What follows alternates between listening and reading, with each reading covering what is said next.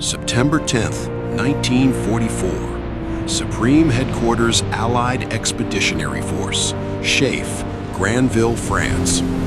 General Dwight D. Eisenhower sits in his headquarters reviewing supply reports from the front. The news is simultaneously exhilarating and alarming.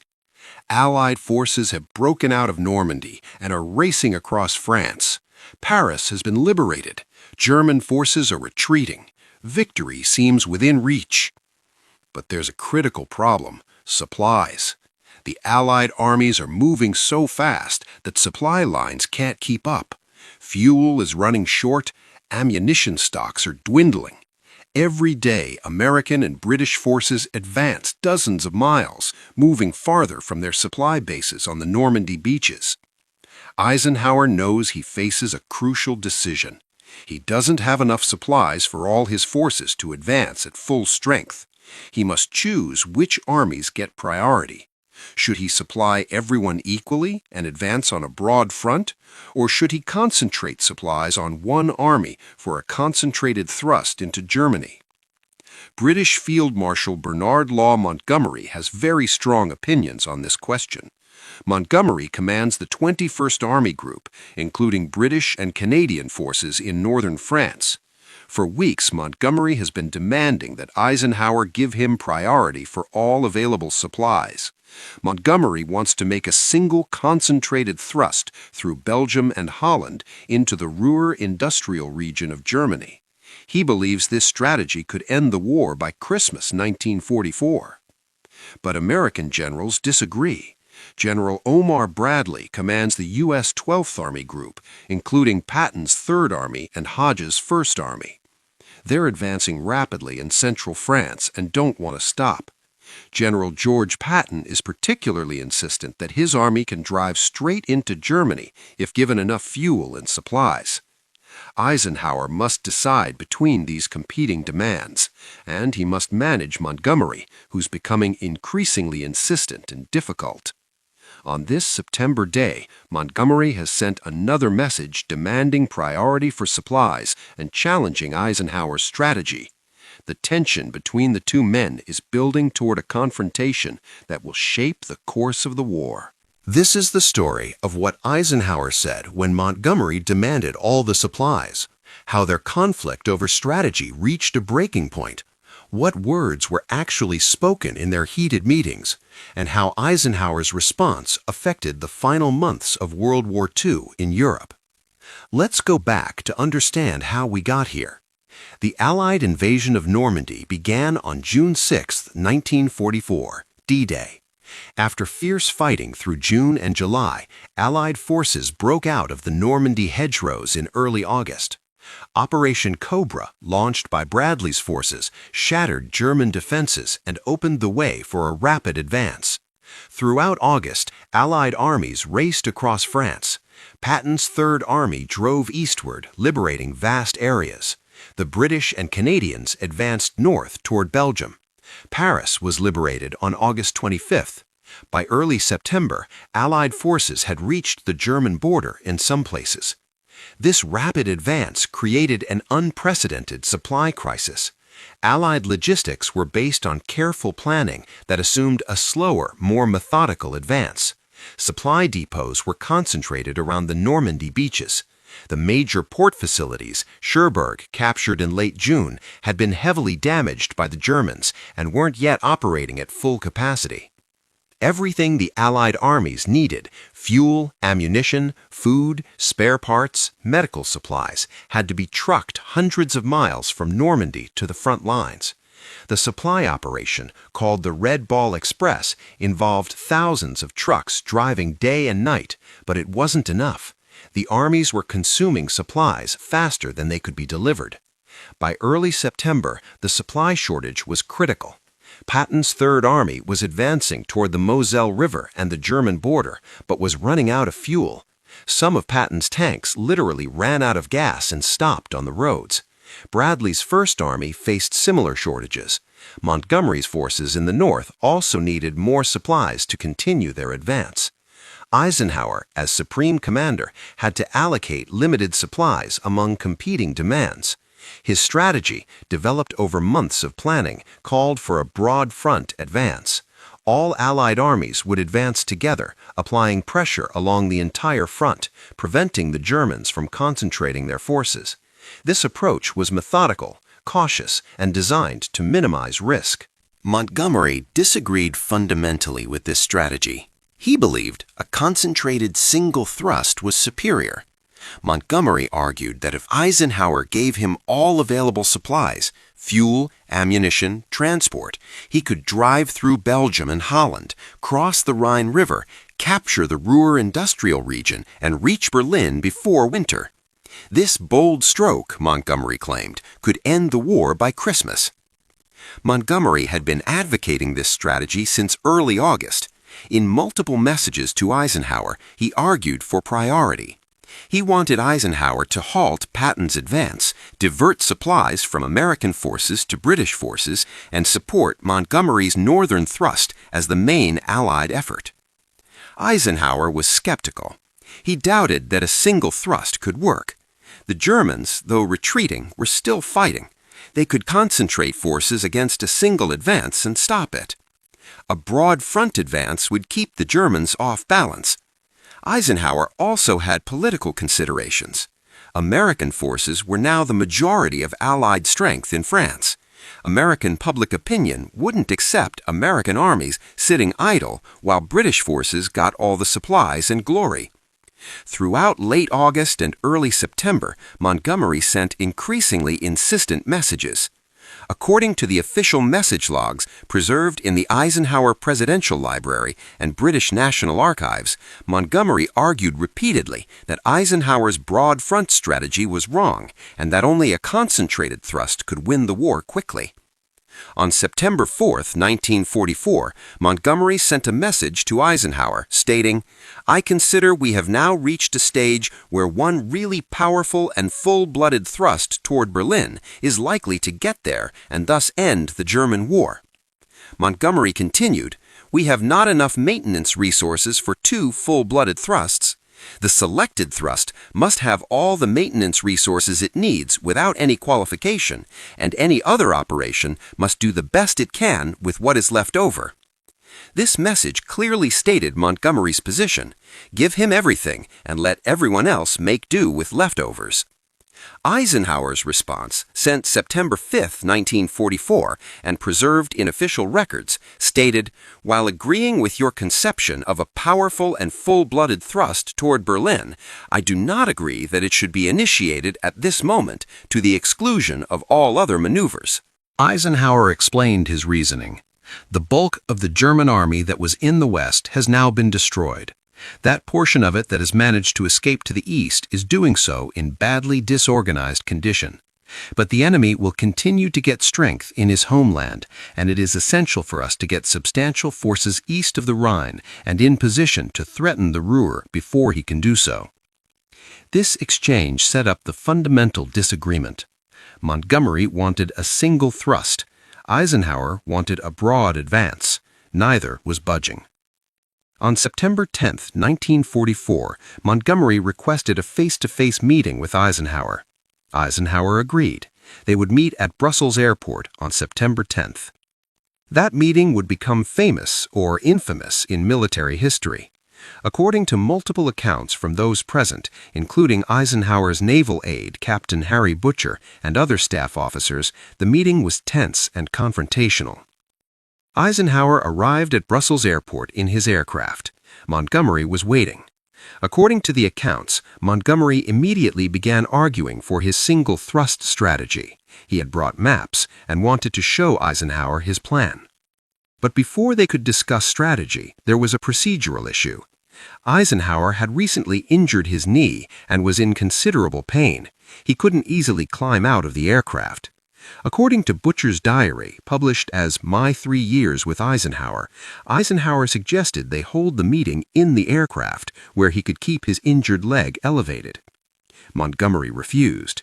According to the accounts, Montgomery insisted the meeting be held outside the aircraft or in a headquarters building. This was a subtle power play. Montgomery didn't want to meet in Eisenhower's space on Eisenhower's terms. Eisenhower, in pain and frustrated, according to Butcher's account, said, "All right, let's go to your headquarters." They went to Montgomery's headquarters in Brussels. There, according to multiple accounts, including Montgomery's own later writings and those of staff officers present, Montgomery launched into his argument. Montgomery spread out maps showing his proposed thrust through Belgium and Holland. He argued that the broad front strategy was too slow. He claimed that with proper supply priority, his forces could reach Berlin before winter. He insisted that Eisenhower was making a strategic mistake. According to Butcher's diary entry from September 10, 1944, and accounts by other staff officers, Eisenhower listened patiently for a time, but Montgomery kept pressing. He questioned Eisenhower's judgment.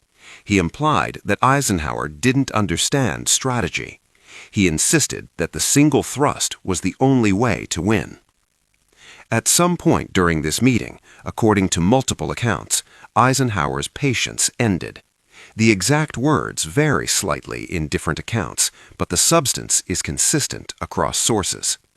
According to Butcher's account, Eisenhower placed his hand on Montgomery's knee and said, "Steady, Monty. You can't speak to me like that. I'm your boss." This statement is documented in Butcher's diary and confirmed in other accounts. Eisenhower rarely asserted his authority so directly, but Montgomery had pushed him too far. Montgomery, according to his own later account in his memoirs, The Memoirs of Field Marshal Montgomery, immediately backed down. Montgomery wrote, "I said, 'I'm sorry, Ike.'" The tension in the room eased slightly, but the strategic disagreement remained. According to the official SHAEF records of this meeting, preserved in the National Archives, Eisenhower explained his position. Eisenhower told Montgomery that the broad front strategy would continue. All Allied armies would advance. No single commander would receive all available supplies to the exclusion of others. The American armies under Bradley would continue their advance toward the Rhine. Montgomery's forces would advance in the north, but there would be no concentrated single thrust. However, and this was Eisenhower's compromise, Eisenhower would give Montgomery priority for supplies for a specific operation. Montgomery could plan an airborne operation to seize bridges across the Rhine in Holland. This operation would receive full support, but it would not mean stopping all other Allied operations. This was Eisenhower's decision. Broad front strategy continues, but Montgomery gets priority for one specific operation. Montgomery, according to the records, accepted this compromise. The operation he proposed would become Operation Market Garden, the airborne assault on bridges in Holland, launched September 17, 1944.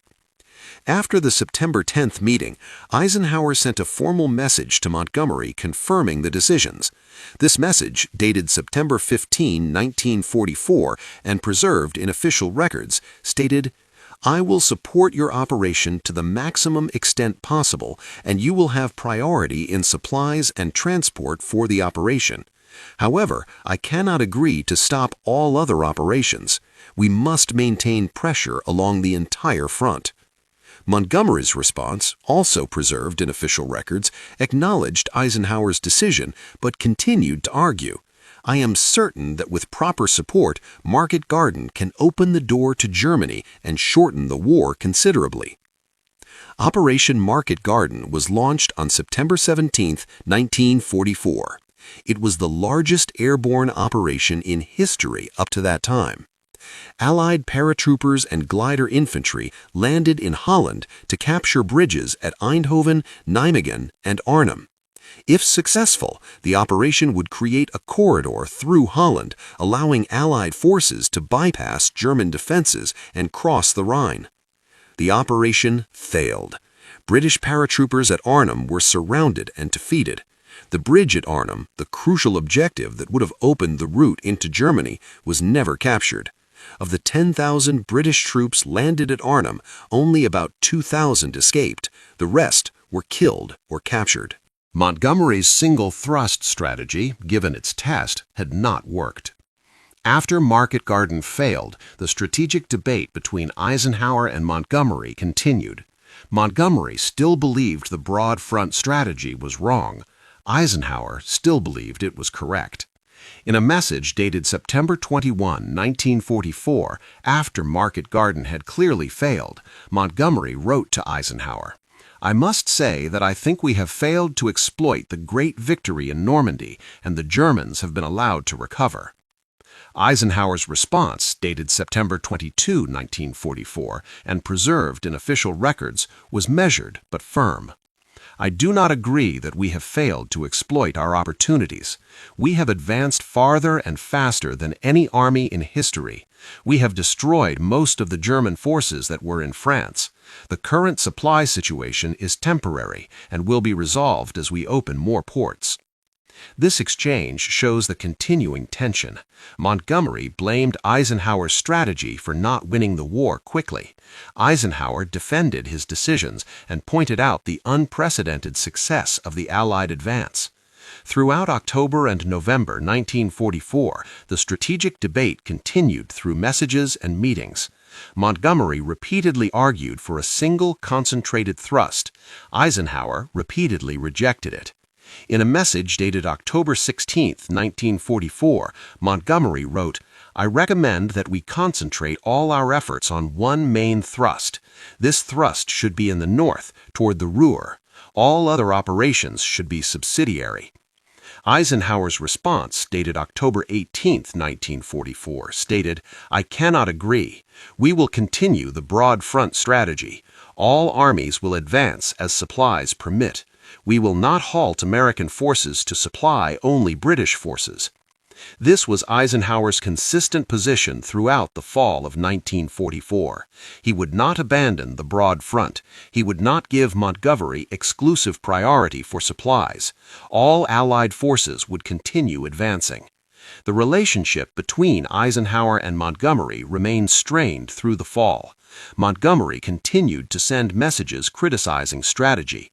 Eisenhower continued to respond with patience but firmness. In late December 1944, the Germans launched their final major offensive in the West, the Battle of the Bulge. This massive attack through the Ardennes created a crisis for Allied forces. Initially, the German attack made significant gains, creating a bulge in Allied lines. During the Bulge crisis, Eisenhower temporarily placed some American forces under Montgomery's command to stabilize the northern shoulder of the German penetration. Montgomery commanded these forces competently during the crisis. But after the crisis passed, Montgomery held a press conference where he implied that British forces had rescued the Americans. According to contemporary press accounts from January 7, 1945, Montgomery's statements suggested he had saved the situation and that American commanders had made mistakes. This created a political firestorm. American generals were furious. Bradley threatened to resign if Montgomery wasn't disciplined. Patton demanded Montgomery be fired. Eisenhower had to intervene. According to multiple accounts, including those in the official SHAEF records, Eisenhower sent a sharp message to Montgomery demanding he retract his statements and apologize. Montgomery, recognizing he'd gone too far, sent an apology. In a message dated January 10, 1945, preserved in official records, Montgomery wrote to Eisenhower, "I am very distressed that my remarks at the press conference have been so misinterpreted. I had no intention of belittling the American effort. Please accept my apologies." Eisenhower accepted the apology, but made clear in his response that such incidents couldn't happen again. The alliance depends on mutual respect and cooperation. Public statements that suggest otherwise damage the common cause. Through all these confrontations, the September meeting, the Market Garden failure, the post-Bulge controversy, Eisenhower maintained the broad front strategy. He never gave Montgomery the concentrated single thrust with exclusive supply priority that Montgomery demanded. Was Eisenhower right? Military historians continue to debate this question. Some argue that Montgomery's single thrust strategy might have worked if given full support. Others argue that Eisenhower's broad front was the correct approach. What's clear from the historical record is that Eisenhower made his decision based on military, political, and practical considerations. He believed the broad front was militarily sound. It kept pressure on the Germans everywhere and prevented them from concentrating forces. He knew politically that he couldn't halt American armies to supply only British forces, and practically he doubted that a single thrust had enough strength to reach Berlin against determined German resistance. Montgomery believed passionately that the single thrust would work, but when given the opportunity with Market Garden, the operation failed. This failure validated Eisenhower's skepticism about concentrated thrusts deep into German-held territory. The war continued through the winter and spring of 1945. Allied forces advanced on the broad front that Eisenhower had insisted upon. American armies crossed the Rhine in March. British forces crossed in the north. By April, Allied forces were deep into Germany. The war in Europe ended on May 8, 1945, with Germany's unconditional surrender. After the war, Montgomery continued to argue in his memoirs and interviews that Eisenhower's strategy had been wrong. Montgomery claimed the war could have ended in 1944 if his single-thrust strategy had been adopted. Eisenhower, in his own memoirs, Crusade in Europe, published in 1948, defended his broad front strategy. He wrote, "The German is never so dangerous as when he has been able to concentrate a strong reserve.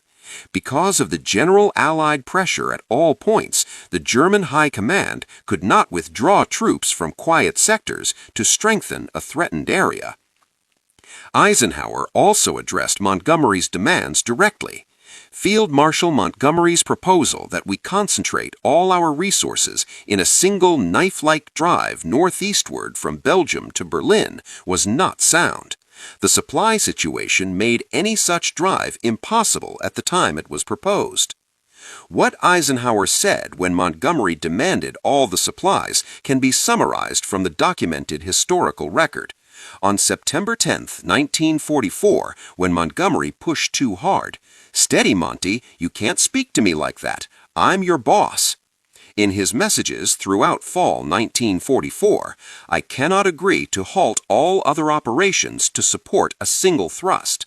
We will maintain pressure along the entire front. After Market Garden failed, we have advanced farther and faster than any army in history. The current supply situation is temporary and will be resolved." After Montgomery's controversial press conference, the alliance depends on mutual respect and cooperation. Public statements that suggest otherwise damage the common cause. These documented statements show Eisenhower's consistent approach, patient but firm, willing to listen but unwilling to abandon his strategic judgment, committed to the alliance but clear about his authority as supreme commander. The confrontation between Eisenhower and Montgomery over supplies and strategy was one of the most significant command conflicts of World War II. It tested Eisenhower's leadership, strained the Anglo-American alliance, and affected the course of the war. Eisenhower managed this conflict by maintaining his strategic vision while accommodating Montgomery where possible. He gave Montgomery priority from Market Garden. He placed American forces under Montgomery's command during the Bulge crisis, but he never abandoned the broad front strategy that he believed was correct. What Eisenhower said to Montgomery, "You can't speak to me like that, I'm your boss," reveals the essence of their relationship. Montgomery was brilliant, experienced, and confident, but Eisenhower was in command. When Montgomery pushed too hard, Eisenhower asserted his authority. The historical record shows that Eisenhower's patient, firm leadership kept the alliance together, maintained strategic coherence, and led Allied forces to victory. Montgomery's single thrust might have worked, or it might have failed catastrophically. We'll never know. What we do know is that Eisenhower's broad front strategy did work. Germany was defeated. The war was won. This video presents historical events based on documented records, including official SHAEF records, military messages preserved in the National Archives and Eisenhower Presidential Library, contemporary accounts by participants, and published memoirs. All quotations are sourced from these historical documents. Viewers are encouraged to consult multiple sources when studying this period of military history. This content is intended for educational purposes.